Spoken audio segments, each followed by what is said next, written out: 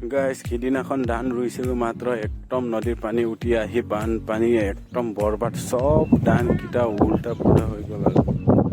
ইমান কষ্ট কৰাৰ পিছত এনেকুৱা হ'লে মনত কিমান দুখ লাগে গাইজ কি ক'ম আৰু চব মানে বানপানী আহি একদম মানে যিমান ৰুইছিলোঁ এইটো চব শেষ কৰি দিলে আৰু আকৌ যদি পানীটো কমি যায় তেতিয়া ৰুবলৈ আশা আছে আৰু টাইমো আছে নথকা নহয় কিন্তু ইমান কষ্ট কৰাৰ পিছত এনেকুৱা হ'লে কেনেকুৱা লাগে